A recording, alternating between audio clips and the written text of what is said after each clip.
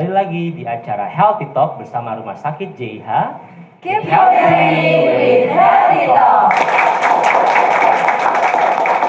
Ya, tentunya kita juga mengucapkan terima kasih untuk ibu-ibu wali murid dari Sekolah Primagama yang masih semangat sampai dengan segmen berikut ini ya. Ya. Okay. Dok, kita lanjut dengan pemicu nomor 2 dok, setelah makanan. Ya. Kalau tadi makanan, sekarang mungkin minuman, tadi mungkin juga sudah sempat dibahas. Oke. Tapi mungkin faktor yang kedua yang kita bahas. Jadi faktor dari dalam diri kita sendiri. Apa itu? Contohnya hormon, terutama pada perempuan, kita wanita pasti tidak asing lagi dengan masa-masa menstruasi. Ada juga yang ketika menstruasi akan timbul nyeri kepala, itu bisa terjadi memang. Jadi itu salah satu pemicunya ketika kita menstruasi, itu yang dari dalam. Karena kita perempuan kita tidak bisa menghindar. Satu-satunya ya kalau memang itu selalu terjadi ya kita bantu dengan obat-obatan. Hormon tertentu ya dok ya? Ya, estrogen. Mungkin, ya? Betul sekali dokter Lee. Ya. Kemudian kalau yang ketiga dari faktor lingkungan sekitar kita, seperti cuaca.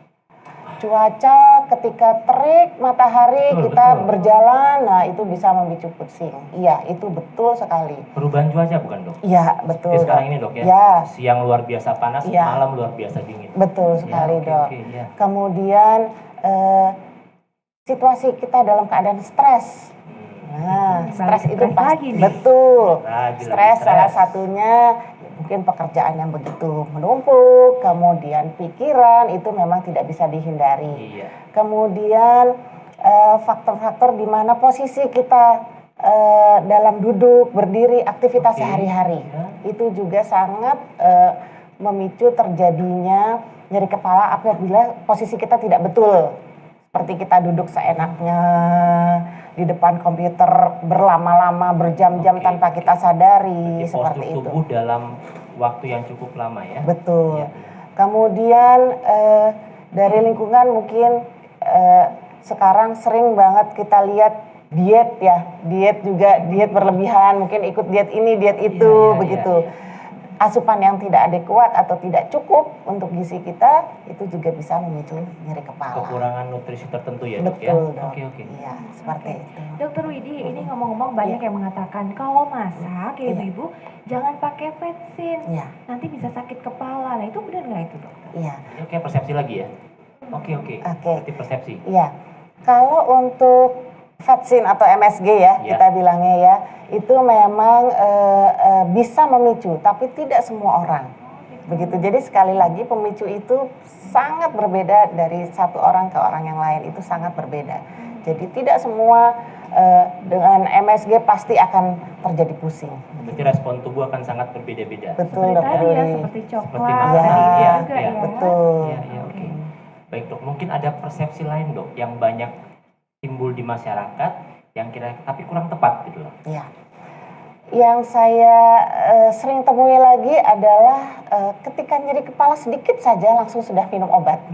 Nah itu yang paling sering terjadi. Habis ganggu dok, jadi nggak bisa kerja. Ya, jadi misalnya saya sudah minum obat tertentu, sudah akhirnya saya double.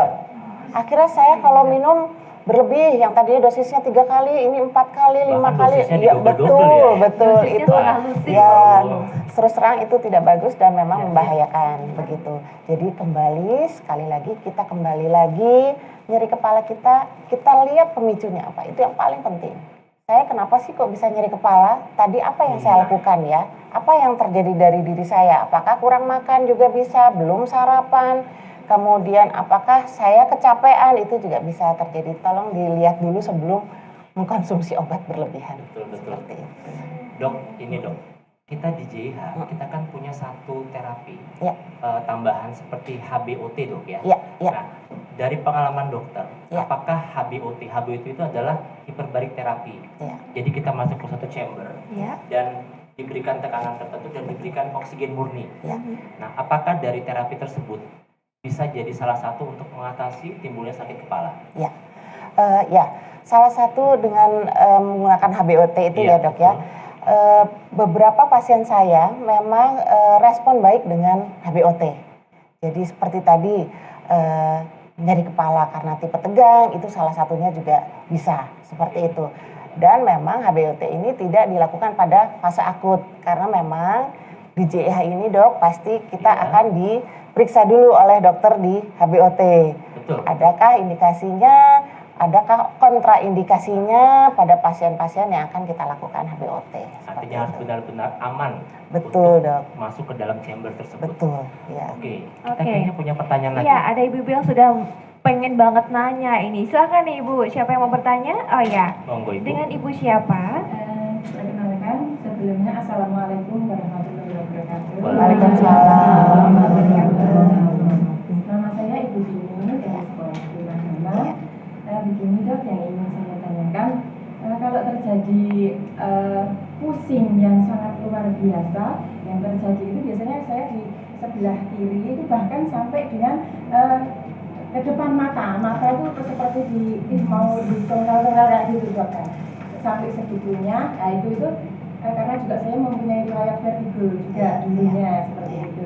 Nah yang ingin saya tanyakan, apakah itu karena efek dari dulu saya pernah vertigo kemudian bisa kambuh lagi, ataukah karena kebiasaan istilahnya untuk pada wanita umumnya itu biasa sering melakukan kerja di kantor, kemudian setiap hari yang ditatap adalah komputer atau yang lainnya, tapi kita kan fokus ke istilahnya yang istilah canggih seperti itu ya. Itu apakah itu dok istilahnya dari faktor vertigo ataukah dari faktor pekerjaan kita yang setiap harinya dengan komputer duduk terlalu lama ya Bu ya? Duduk terlalu lama, ya seperti itu. Ya mohon dijelaskan dokter, terima kasih. Assalamualaikum warahmatullahi wabarakatuh. Waalaikumsalam warahmatullahi wabarakatuh. Ya Ibu Dini, terima kasih atas pertanyaannya. Jadi saya akan mulai mungkin kalau dari penjelasan Ibu ini ke arah nyeri kepala tipe tegang ya Ibu ya. Ya, jadi apalagi dengan aktivitas Ibu selalu mungkin di depan gadget, di depan komputer, kemudian lebih banyak duduk di kursi di belakang meja tanpa melakukan relaksasi sedikit pun, itu bisa saja oleh karena meregangnya otot berlebihan Ibu, sehingga menyebabkan nyeri kepala. Jadi memang postur kita yang lama dalam satu posisi terus seperti itu bisa menyebabkan kekakuan di otot-otot, begitu. Mungkin bisa ada solusi nggak dok? Kan banyak sekali sekarang wanita pekerja ya dok ya. Betul. Nah artinya mau tidak mau mereka harus duduk terlalu lama dalam posisi tertentu dan menghadapi gadget. Mungkin ada solusi beberapa tips sedikit. Mungkin tips yang paling gampang dilakukan adalah lakukanlah relaksasi sesering mungkin. Kalau sudah mungkin kita bilangnya pegal ya.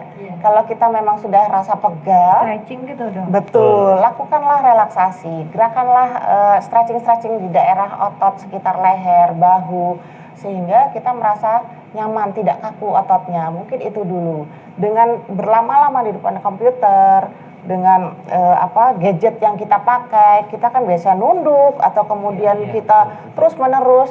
Coba diperhatikan posisi, begitu. Cari yang paling nyaman Ibu. Kalau untuk tadi riwayat vertigo itu memang sangat berbeda dengan nyeri kepala tipe tegang. Kalau Ibu vertigo itu pasti sensasi rasa berputar sekeliling kita. Itu yang dirasakan Ibu riwayatnya dulu. Tapi saat ini yang saya lihat memang Ibu tipe tegang betul karena Ibu posisi terlalu lama. Oke, Dokter Widi, kalau tadi Bu Dini kan menanyakan dari posisi duduk karena bekerja ya. Ada juga mungkin yang pada saat bangun tidur itu merasakan pusing berputar, itu kenapa itu dokter? Ya, kalau sekali lagi mungkin Mbak Isya, kalau nyeri berputar itu memang kita bilangnya vertigo. Iya, kita bilangnya ada yang bilang posisi kita seperti dunia berputar. Namanya kok cantik ya? Iya. Vertigo. Iya, atau kita bilangnya biasa sering pusing 7 keliling. Itu seperti itu. Jadi itu bisa saja terjadi. Itu pasti karena ada gangguan atau gangguan sistem di dalam tubuh kita ya. Kita biasa sistemnya pasti dari, kalau kedokteran dari vestibularnya yang terganggu seperti itu bisa saja terjadi. Tapi kalau keluhan pusing berputar itu namanya vertigo. Karena yang nanya Kis ya, dan seorang wanita, apakah hormon juga berpengaruh pada vertigo ini? Betul dok, betul, salah satunya. Terus kalau yang mengalami seperti itu harus pemeriksaan lanjut atau gimana nih dokter solusinya nih? Iya, kalau vertigo pasti semua orang pertama kali akan merasa ketakutan. Karena dunia terasa berputar, kita tidak bisa beraktivitas, ataupun mungkin kita berjalan takut, begitu. Karena dengan pergerakan sedikit saja, iya, sudah terasa berputar. Betul dok, betul. Jadi ya memang kalau seperti itu pasti otomatis sih, bukan kita harus ke dokter, otomatis pasti pasien akan merasa harus segera dikurangi keluhannya, begitu supaya tidak terlalu berputar seperti itu. Vertigo dengan migrain sendiri itu berbeda dokter? Sangat berbeda Mbak Isya. Kalau migrain sendiri itu adalah nyeri kepala sifatnya sebelah, dia berdenyut ya karena dia vaskular lah kita bilang, atau sistem pembuluh darah yang terkena, terjadi peradangan di situ, proses inflamasi, dan biasanya dia kalau sudah berdenyut diikuti tipe tegang lagi, tetapi tipe tegangnya biasanya daerah leher sama bahunya akan terasa kencang. Ya, nyeri kepala tipe tegang memang biasanya mengikuti migrain. Dan mungkin migrain itu ada beberapa jenis yang si pasien akan mengalami aura ya dok ya? Iya, betul. Itu tipe apa aja dok? Iya, sebetulnya kalau migrain itu memang ada aura atau dengan yang tidak dengan aura seperti itu. Bedanya itu ya dok? Iya, betul. Oke, baik. Dok, nanti kita akan lanjutkan di segmen terakhir dengan beberapa tips untuk para audiens kita dan pemirsa yang ada di rumah. Dan pemirsa, kita akan kembali setelah yang mau lewat berikut ini, tetap di acara Healthy Talk bersama Rumah Sakit JIH. Keep healthy with Healthy Talk.